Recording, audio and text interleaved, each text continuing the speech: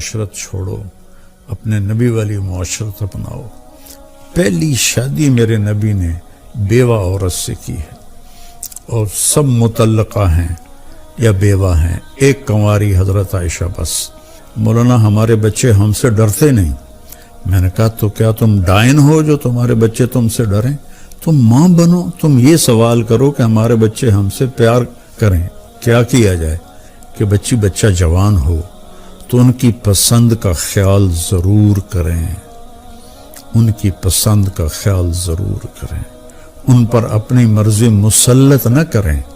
اور کائنات کی سب سے قیمتی چیز انسان ہے، اور اس کی ڈائی اس کی ماں کا پیٹ ہے۔ جب اس پر زیادتی ہوتی ہے اور سختی ہوتی ہے، بدتمیزی ہوتی ہے، جو ہمارے سسرال کا 99% یہی حال ہے، تو وہ اس کی ڈائی اندر سے کریک ہو جاتی ہے۔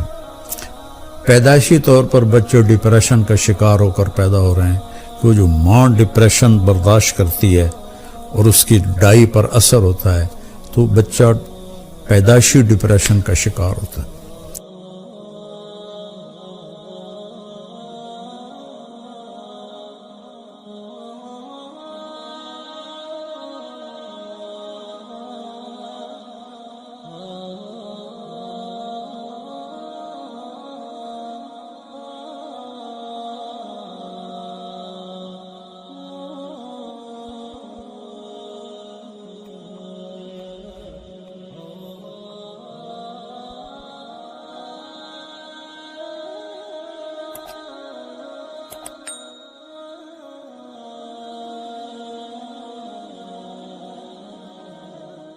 السلام علیکم ورحمۃ اللہ وبرکاتہ۔ بسم اللہ الرحمن الرحیم، والصلاة والسلام علی رسولہ الکریم وعلی آلہ وصحبہ اجمعین۔ میرے محترم بھائیوں، بہنوں، دوستوں، بزرگوں، بچوں، بچیوں، رمضان کا مبارک مہینہ چل رہا ہے، ہم اس پہ اللہ کا شکر ادا کریں، روزوں کی پابندی کریں، تراویح کا اہتمام فرمائیں، بغیر عذر کے 20 تراویح نہ چھوڑیں کہ ہر سجدے پر 1500 نیکی لکھی جاتی ہے۔ تو کتنی بڑی کمائی کر کے ہم آتے ہیں۔ آپ 8-10 پڑھ کے چلے جائیں تو کوئی گناہ نہیں کیا آپ نے، لیکن آپ نے نقصان کیا ہے کہ رمضان میں نوافل فرض کے درجے میں چلے جاتے ہیں، تو ہیں وہ نفل لیکن لکھا جا رہا ہے فرض، اور فرض سجدہ کتنا قیمتی ہے یہ آخرت میں ہی معلوم ہوگا۔ قرآن پاک کی تلاوت فرمائیں، پھر جھوٹ نہ بولیں، دھوکے بازی نہ کریں، فراڈ نہ کریں، کسی کے ساتھ بدتمیزی نہ کریں، اور اس قرآن کو سینے سے لگا کے رکھیں۔ یہ واحد کتاب ہے جو آسمان سے جیسے اتری تھی آج بھی ویسے ہی ہے، لا ریب فیہ، شک سے بالا تر ہے، کوئی اس میں تبدیلی نہیں ہوئی، کسی نے زیادتی نہیں کی، کسی نے کمی نہیں کی۔ انا نحن نزلنا الذکر وانا لہ لحافظون، ہم نے قرآن کو اتارا اور ہم اس کی حفاظت کرتے رہیں گے۔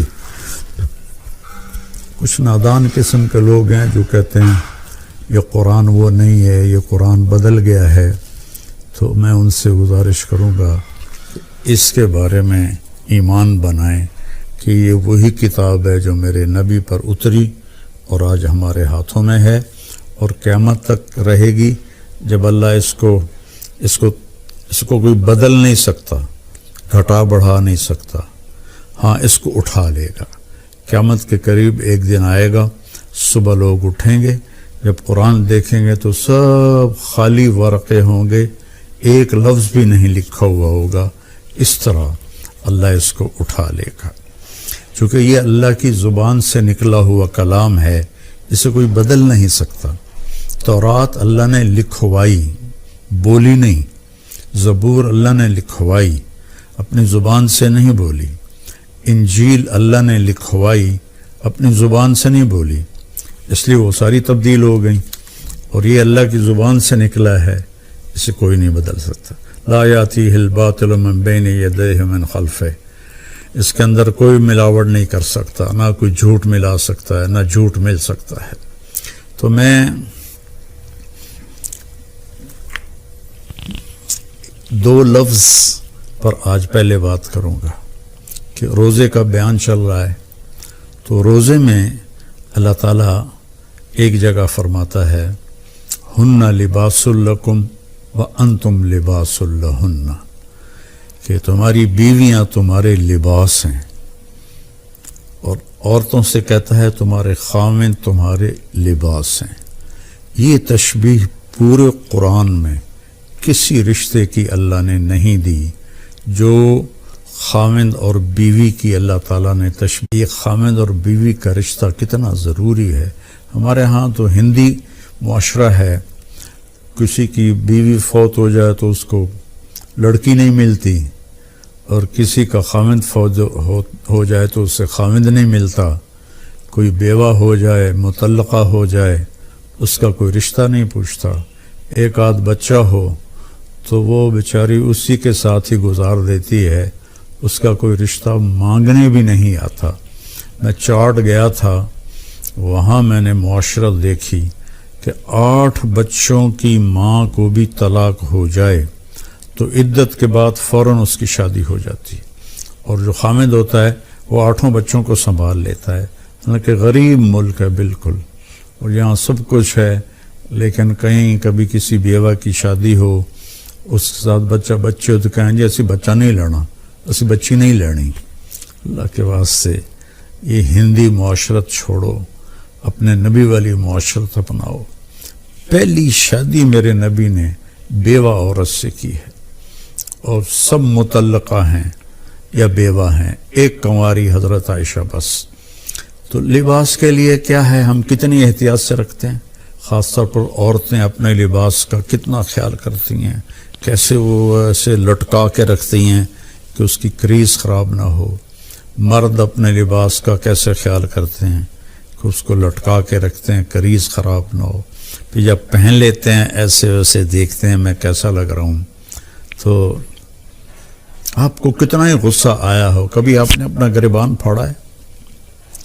آپ اگلے کا گریبان پکڑو گے وہ تیری ایسی تیسی، اپنا نہیں پکڑو گے۔ تو اگر آپ اپنی بیوی کو بے عزت کر رہے ہیں تو آپ نے اپنا کرتا پھاڑ دیا ہے۔ کوئی آپ کو عقل مند کہے گا؟ آپ اتنی حفاظت کرتے ہیں کہ کھانا کھانے سے پہلے اوپر رومال بچھاتے ہیں، ہوٹلوں میں بھی ملتا ہے، اب گھروں میں بھی ہوتا ہے، کہ تاکہ کھانے کے کوئی ذرات یا سالن کا کوئی قطرہ وہ کرتے پر پڑ نہ جائے۔ اتنی احتیاط کرتے ہیں۔ اتنی سی احتیاط آپ کر لیں اپنی بیوی کی اور بیوی اپنے خامند کی، کہ ایک دوسرے کو برداشت کر لیں۔ جو اللہ کی قسم کھا کے کہتا ہوں، ضد چھوڑنے میں اور جھک جانے میں ساری کامیابیاں اور عزتیں چھپی ہوئی ہیں۔ میرے ساتھ اللہ نے شہرت کا عجب معاملہ کیا تو مجھے بہت مسائل کا سامنا کرنا پڑا، تو اللہ تعالیٰ نے مجھے ان 2 چیزوں کی توفیق عطا فرمائی۔ میں ضد کے آگے ہار مان جاتا تھا، پیچھے ہٹ جاتا تھا، اگلے کی پوری کر دیتا تھا، اور جتنا بھی میرے اوپر کچھ ہوا میں سر نیچے جھکا کے رکھا۔ میں نے کبھی جواب نہیں دیا، کبھی ترکی بترکی جواب نہیں دیا، کبھی ضد کو ضد سے نہیں توڑا، اپنی ضد کو توڑ دیا اور اپنے آپ کو نیچے جھکا لیا۔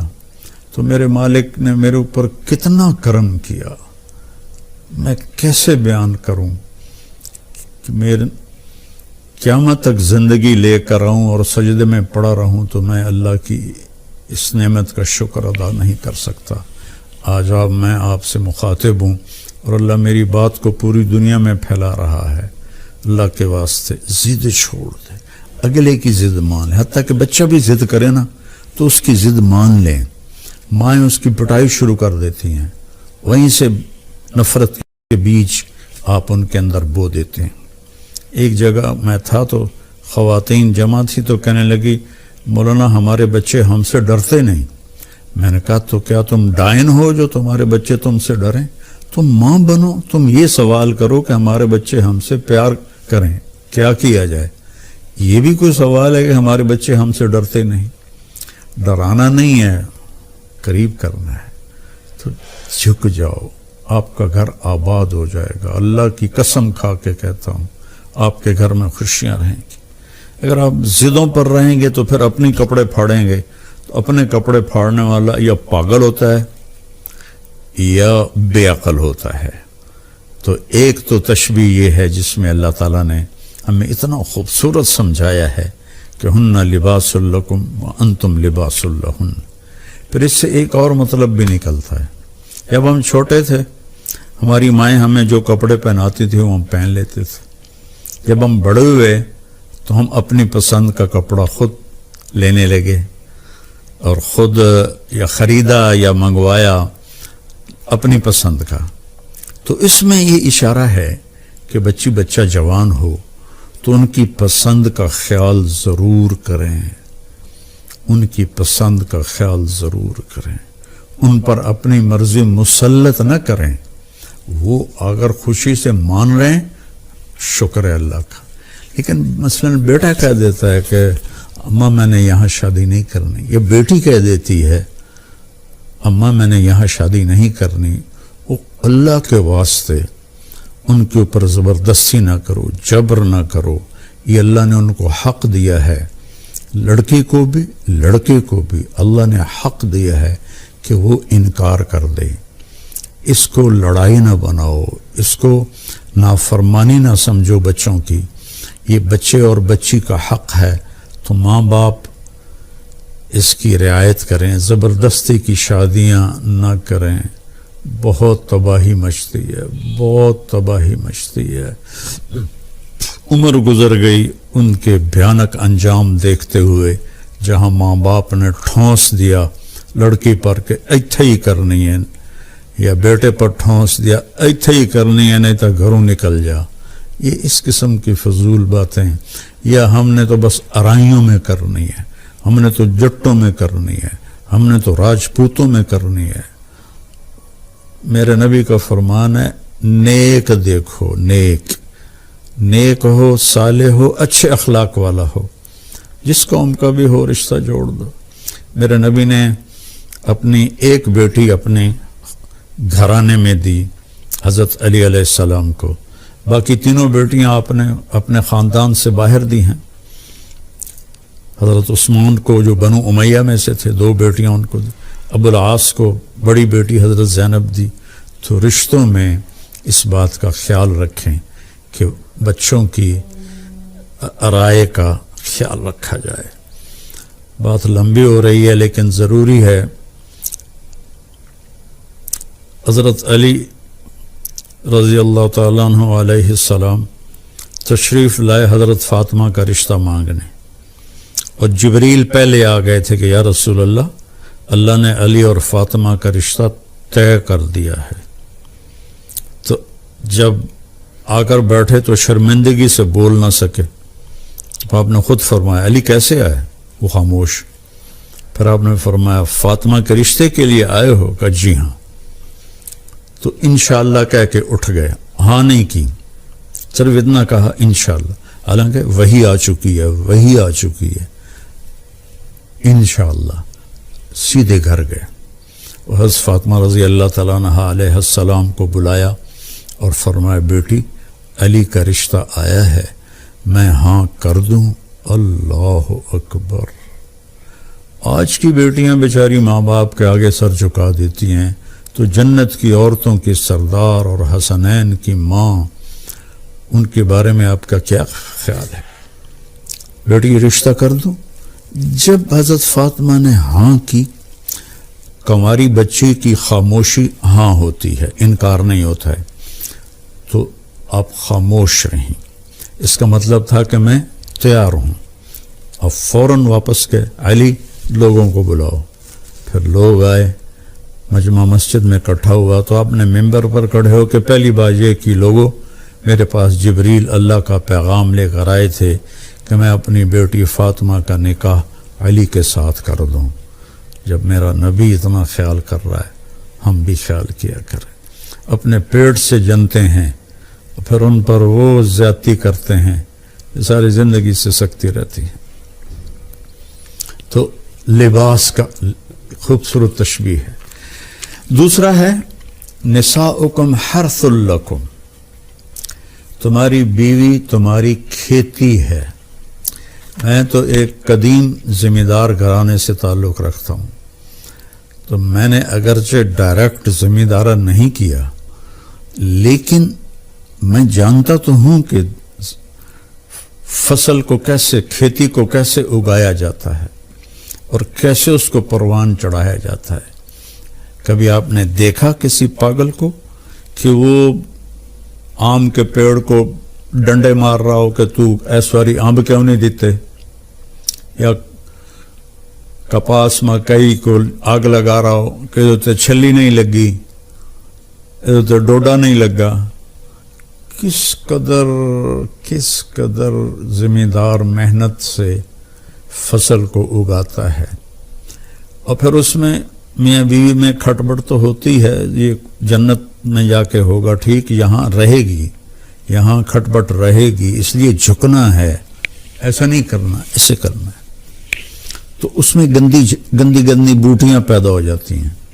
تو ان گندی بوٹیوں کو نکالنے کے لیے ٹریکٹر کے الگ پتلے ٹائر ہم لگاتے ہیں تاکہ جو کھیتی ہے اس پر ٹائر چڑھ نہ جائے. تو پتلے سے ٹائر ہوتے ہیں اور پیچھے پتلے باریک حل ہوتے ہیں جو صرف جڑی بوٹیوں کو آرام سے نکال کے باہر پھینک دیتے ہیں.